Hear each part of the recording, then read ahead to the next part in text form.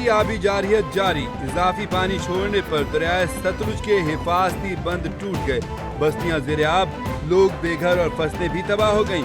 قصور کے گنڈا سنگھوالا کے مقام پر اونچے درجے کا سیلاب، حویلی لکھا ہیڈ سلیمان کی کے مقام پر پانی کے بہاؤ میں اضافہ ہو گیا، بہاول نگر کے مقام پر درمیانے درجے کا سیلاب آ گیا، بورے والا میں ساہوکا اور ملکہ آبادیاں زیر آب آ گئیں۔ بہاول پور کے سیلاب سے متاثرہ علاقوں سے متاثرین کا انخلاء جاری۔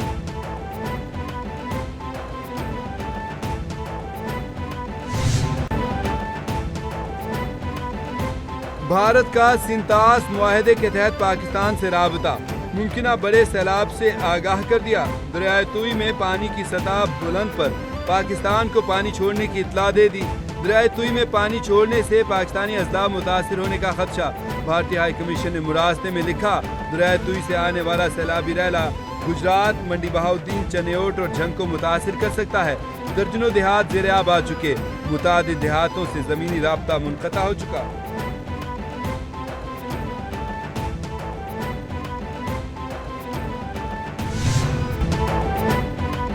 لاہور سمیت پنجاب کے مختلف علاقوں میں بوندا باندی کا سلسلہ جاری، بارشیں مزید ہوں گی۔ محکمہ موسمیات نے پنجاب، اسلام آباد، کشمیر اور خیبر پختونخوا میں گرج چمک کے ساتھ بارش کی پیشگوئی کر دی۔ محکمہ موسمیات کے مطابق سوات، کوہستان، بارکھان، جوب، موسیٰ خیل، سبی اور خضدار میں بارش کا امکان۔ کراچی کے علاقے حیدرآباد، دادو، تھرپارکر، ٹھٹھا، عمرکوٹ، میرپور خاص، سانگھر اور بدین میں بھی بادل برسیں گے۔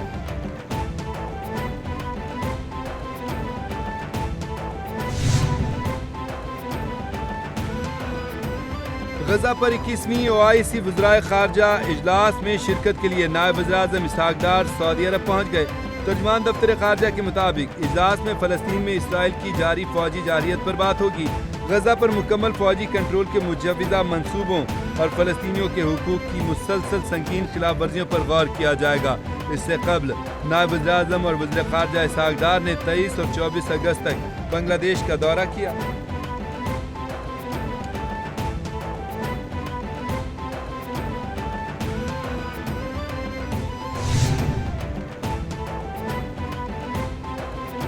نائب وزیر اعظم اسحاق ڈار کی سربراہ بنگلہ دیش حکومت محمد یونس سے ملاقات، تجارت، سرمایہ کاری اور باہمی دلچسپی کے امور پر تفصیلی گفتگو۔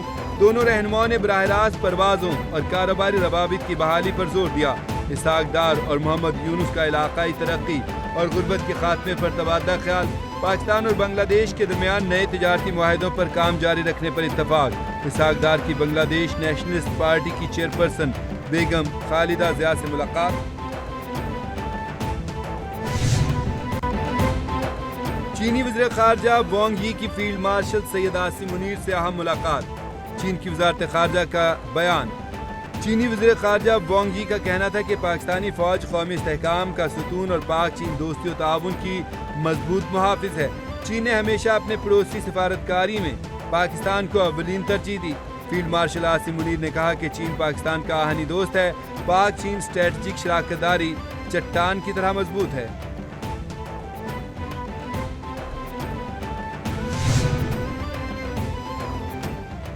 وزیر پنجاب مریم نواز کے اعزاز میں تھائی لینڈ کے سابق وزیر اعظم اور ممتاز کاروباری شخصیت کا عشائیہ، تھائی لینڈ کی کم عمر ترین پہلی خاتون سابق وزیر اعظم پایتو نگترن شیناوترا کی عشائیے میں شرکت۔ تھکسان شیناوترا نے مریم نواز کے پنجاب کی ترقی کے وژن اور اقدامات کو سراہا۔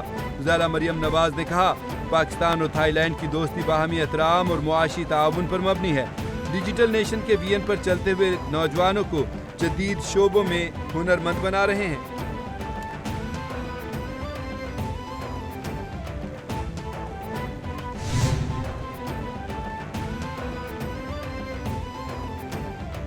لاہور والو ہو جاؤ ہوشیار، لاہور کے شہریوں پر پانی، بجلی اور گیس کے بعد اب سینیٹیشن بل بھی لاگو کر دیا گیا۔ اسی ہفتے کچرا اٹھانے کے بل بھیجے جائیں گے۔ ترجمان LWMC نے کہا کہ لاہور کے 9 ٹاؤنز میں مرحلہ وار سینیٹیشن بل بھجوائے جائیں گے۔ پوش شہری علاقوں اور کمرشل مارکیٹس میں بل فی مرلہ کے حساب سے وصول کیے جائیں گے۔ 5 سے 40 مرلے کی عمارتوں کو 300 سے 5000 تک کے بل بھجوائے جائیں گے۔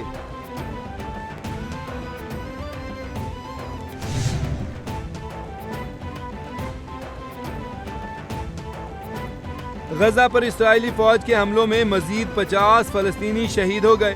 غیر ملکی میڈیا رپورٹس کے مطابق شمالی غزہ میں اسرائیلی ٹینکوں نے گولہ باری اور جنوبی اور وسطی حصوں میں بمباری کی۔ حملوں کے نتیجے میں اتوار کی صبح سے اب تک 250 سے زائد فلسطینی شہید ہو گئے۔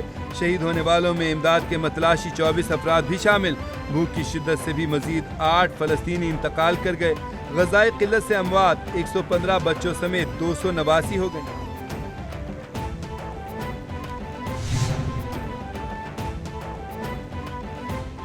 اسرائیل کے یمن کے دارالحکومت صنعاء پر فضائی حملے، 4 افراد جاں بحق 67 زخمی ہو گئے۔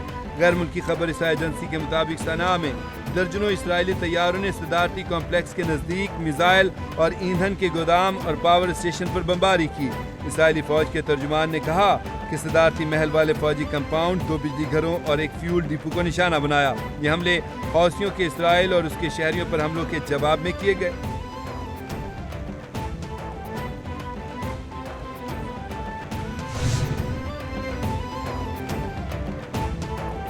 اور روس نے یوکرین امن معاہدے کے لیے بڑی رعایتیں دی ہیں۔